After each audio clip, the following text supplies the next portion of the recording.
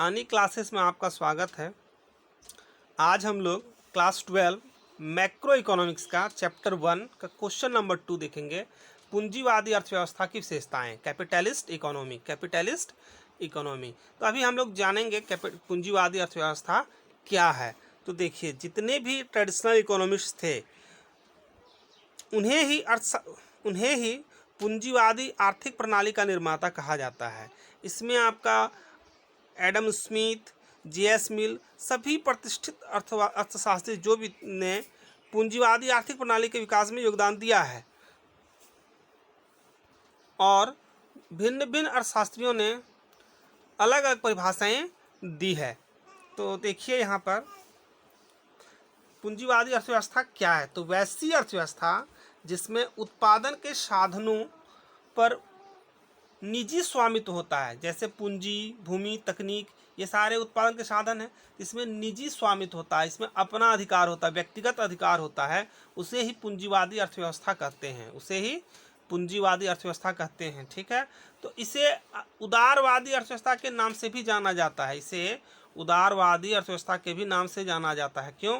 क्योंकि इसमें जो सरकार होती है उसका कोई हस्तक्षेप नहीं होता है। इसमें सरकार का किसी तरह का कोई हस्तक्षेप नहीं होता है। इसमें निजी क्षेत्र का अधिक प्रभाव होता है एवं वो स्वतंत्र होते हैं। इसके बाद है, देखिए, उत्पादन का प्रमुख जो उद्देश्य है वो क्या है। इसमें अधिक से अधिक लाभ कमाना होता है।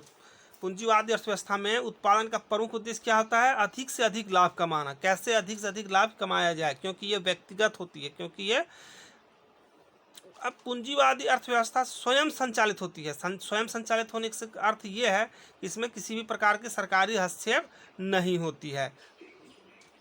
उत्पादन का एकमात्र इसका क्या उद्देश्य होता है? लाभ कमाना। इसका उत्पादन का एकमात्र उद्देश्य होता है लाभ कमाना। अब पूंजीवादी अर्थव्यवस्था के गुण क्या हैं? Merits of capitalist system.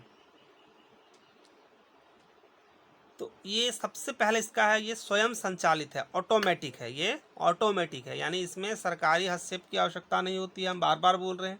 दूसरा इसका है संसाधनों का अनुकूलतम प्रयोग। अनुकूलतम प्रयोग का अर्थ क्या है? इसमें व्यक्ति लाभ को अधिक करने की चेष्टा करता है। और आर्थिक स्वतंत्रता, इसमें कंपटीशन जो है जैसे घटक समाज के संसाधनों का अनुकूलतम प्रयोग संभव बनाते हैं। उत्पादन में प्रोत्साहन है। उत्पादन में प्रोत्साहन, इंसेंटिव इन प्रोडक्शन। तो ये उत्पादन में कैसे प्रोत्साहन कर देता है, कैसे बल देता है? तो देखिए, व्यक्तिगत लाभ को अधिक करने के उद्देश्य से व्यक्ति उत्पादन के साधनों का अधिकतम क्षमता का प्रयोग करता है कि कैसे अधिक से अधिक हमें लाभ प्राप्त कर हो। इसके लिए वो प्रयास करता है, जिसमें पूंजीवादी आर्थिक प्रणाली में उत्पादन एवं क्षमता वृद्धि के लिए सबल प्रोत्साहन बन जाता है। अब रहन सहन स्तर में सुधार आता है। इससे रहन सहन का स्तर में कैसे सुधार आता है? यदि आप यूएसए की अर्थव्यवस्था को देखें तो आपको पता चलेगा कि अमेरिका के लोगों का रहन सहन जो है, उनका जो स्तर है वो पूंजीवाद के उद्गम के साथ ही विकसित होता रहा है। अब है लचीलापन। ये लचीलापन कैसे है? फ्लेक्सिबल है। कैसे फ्लेक्सिबल है? तो इसका लचीलेपन के कारण ही उत्पत्ति के साधनों में गतिशीलता उत्पन्न होती है। नहीं तो अगर ये लचीलापन नहीं होता तो उत्पत्ति के साधन में गति नहीं आता। अब तकनीकी विकास, टेक्निकल प्रोग्रेस। तकनीकी विकास क्यों होता है? तो तकनीकी विकास होने का कारण क्या है? इसमें उत्पादक अधिक लाभ कमाने के लिए नई नई तकनीकों को विकसित करने के लिए प्रयास करता है कि कैसे नए नए तकनीक का हम प्रयोग करें और अधिक से अधिक लाभ प्राप्त हो सके। इसके बाद पूंजी निर्माण को भी प्रोत्साहन मिलता है।